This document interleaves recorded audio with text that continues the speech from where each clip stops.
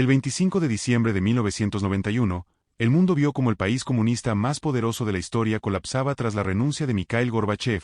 La Unión de Repúblicas Socialistas Soviéticas o URSS se disolvía en 15 estados independientes, lo que marcó la caída de la Federación y puso fin a la Guerra Fría que había durado 44 años entre Oriente y Occidente. Las razones del colapso son objeto de mucho debate. Sin embargo, muchos culpan al octavo y último líder de la Unión Soviética, Mikhail Gorbachev. En 1985 Gorbachev fue elegido secretario general del Partido Comunista. Para muchos esto fue un alivio y un signo de esperanza y prometió un programa de reformas y cambios fundamentales. La economía soviética se había detenido después de un periodo de 20 años conocido como la Era del Estancamiento. Esta época de estancamiento político y económico llegó bajo liderazgo de Leonid Brezhnev, el quinto líder de la URSS.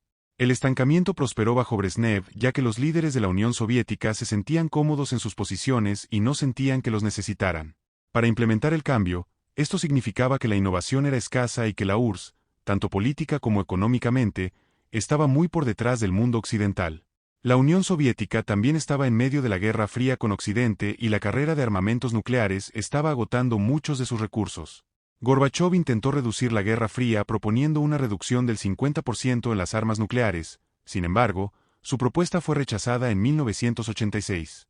El estancamiento, junto con un alto presupuesto militar, llevó a una Unión Soviética paralizada que Gorbachev intentó arreglar con sus reformas. Estas modificaciones se produjeron en forma de perestroika y glasnost. Perestroika o reestructuración que permitió que partes de la economía de planificación centralizada se abrieran a la empresa privada mediante la introducción de mecanismos de mercado. Gorbachev espera que la economía se revitalice ya que la economía de planificación centralizada no podía satisfacer las demandas de la población, desde la producción hasta los precios de los bienes. Parte de la perestroika fue el fomento de empresas conjuntas que permitieron a las empresas extranjeras establecer negocios en la URSS. Esto más tarde vio la apertura del primer McDonald's en Moscú. En 1988 también se legalizaron las cooperativas, lo que permitió el establecimiento de pequeñas empresas. Estas empresas podían fijar sus propios precios y conservar sus propias ganancias, lo que dio como resultado un próspero sector de pequeñas tiendas, restaurantes y cafés. Sin embargo, en tan solo unos años la reforma que tantos habían esperado tuvo éxito. No se convirtió en una realidad. El control de precios todavía permanecía en la mayoría de las empresas, al igual que en la mayoría de los controles gubernamentales sobre los medios de producción.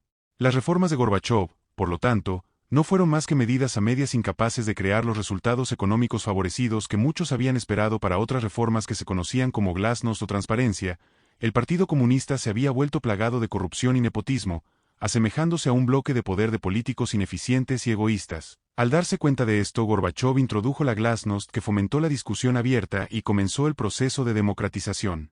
Lo que resultó en una ola de críticas contra el partido. También se produjo la dimisión de muchos reformadores destacados. También se llevó a cabo una racionalización del partido mediante la cual los departamentos del Comité Central se redujeron de 20 a 9 y también se implementaron nuevas medidas drásticas contra la corrupción, tal vez el más significativo de sus esfuerzos. Se observaron reformas en la 19ª conferencia del partido en junio de 1988, mediante la cual Gorbachev amplió el principio de elecciones con múltiples candidatos, lo que más tarde resultó en la abolición del artículo 6 en marzo de 1990, poniendo fin al monopolio del poder del Partido Comunista. Al final del año, el Partido Comunista estaba impotente a nivel local. Las elecciones habían visto a los candidatos comunistas derrotados en todo el país y Leningrado vio a la oposición ganar el 60% de los escaños.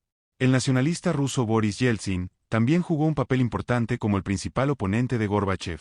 Yeltsin ganó las elecciones a la alcaldía de Moscú y utilizó el cargo como plataforma para alentar los movimientos nacionalistas tanto en la República no rusa como dentro de la propia Rusia. Los nacionalistas vieron la eliminación de la doctrina Brezhnev como una señal de que se podría aceptar una declaración de independencia. La doctrina Brezhnev fue la política de intervención militar cada vez que un estado satélite intentaba alejarse del comunismo, poniendo fin a esto. Gorbachev eliminó su control sobre los estados satélites sin reemplazar la política con nada que pudiera retener su control. Así, el 11 de marzo de 1990 Lituania se declaró nación independiente y entre las repúblicas soviéticas, los movimientos independentistas crecieron rápidamente en los estados satélites no rusos, muchos de los cuales celebraron elecciones libres como resultado de la actuación de los glosadores.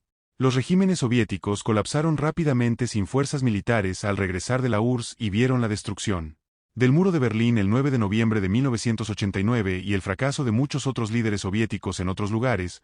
Múltiples factores jugaron un papel en el colapso de la Unión Soviética y muchos culpan a Gorbachov y sus reformas fallidas y otros ven que el evento es inevitable debido a las consecuencias negativas. Legado de Brezhnev. La caída de la URSS puede atribuirse a una combinación de factores como el elevado gasto militar y una política exterior que engendró un sentimiento nacionalista en una economía paralizada por años de estancamiento y abandono.